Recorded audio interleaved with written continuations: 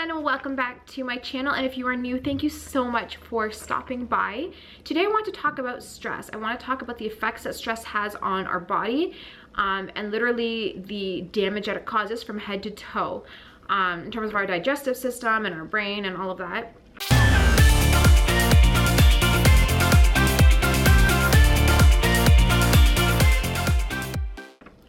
But before I just quickly tell you the bad stuff, I want to talk about stress for a second in general.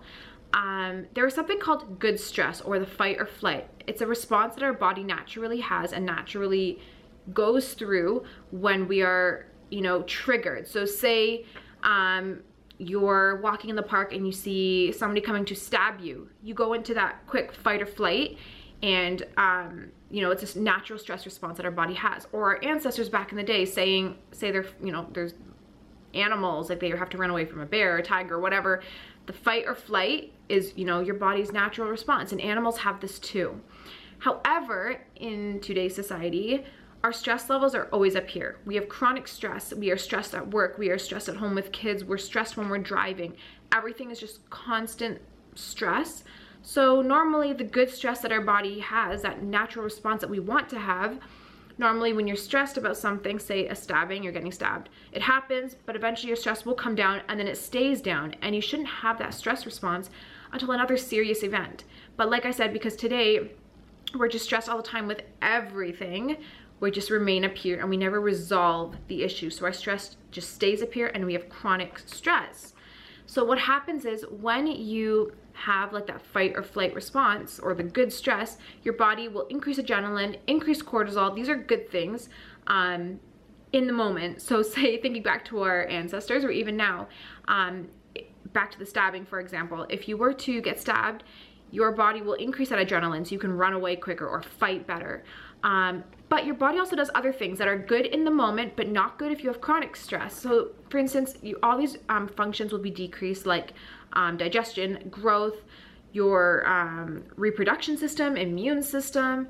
All these things kind of just get suppressed. All these functions get suppressed so that you can have more of your energy to fighting or flight, right? So these, like I said, these things are good in the moment. You don't want your body to be focusing on digestion when you're about to get stabbed and you need to run away or fight, right? Another thing that happens when you're stressed is you have decreased blood flow. So this, like I said, is good in the moment. When you need the stress, say if you did get stabbed, maybe your blood flow, because your blood flow is decreased, you won't be bleeding as quickly and you won't be losing blood as fast, therefore you will live longer, type of thing, right?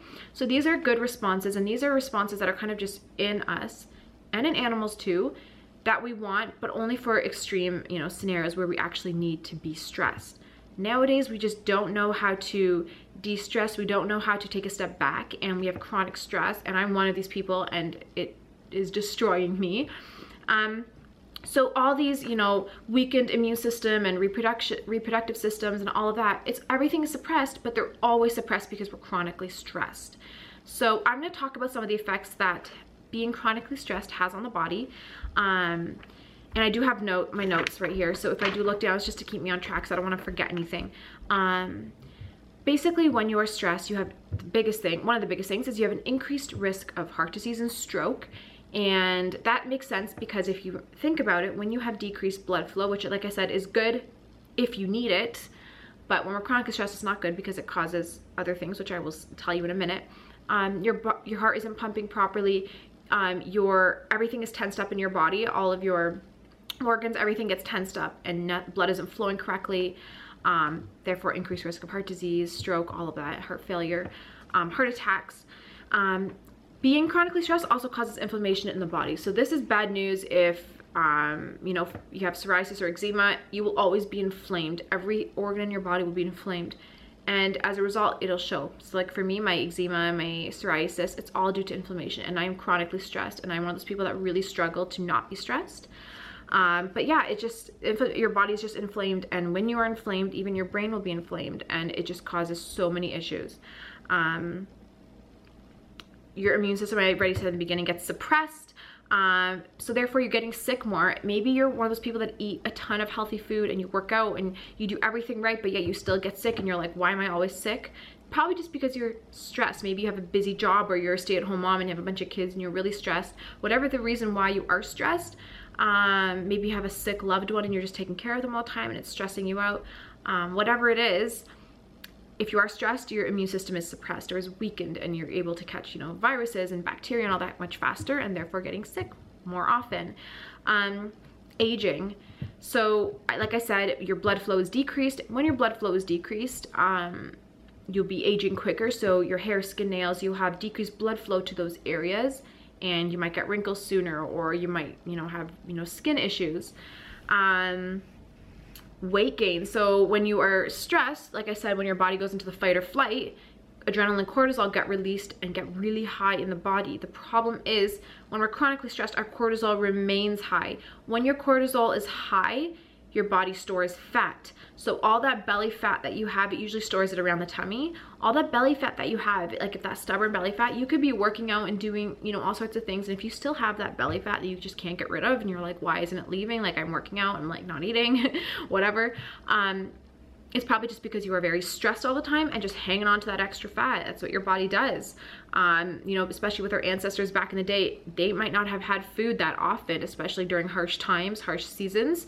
So they go into the fight or flight, and their body will start storing fat because they might not know when they're going to eat next. So like I said, this good stress, it's good in those extreme moments, but it's not good to have every single day, and not good to have it appear every single day. You can get digestive issues. This is huge for anyone with skin issues, or really any issues. When you're stressed, you can get serious digestive issues. It can cause things like, we all know and talk about, especially on this channel, leaky gut. When you're stressed, your body, there's inflammation in the body. When there's inflammation in the body, nothing is working properly, especially your digestive system. So all your good bacteria are being killed off. Because you have a weakened immune system, a lot of more bacteria your body's not able to fight off as well, therefore killing the good bacteria in your gut.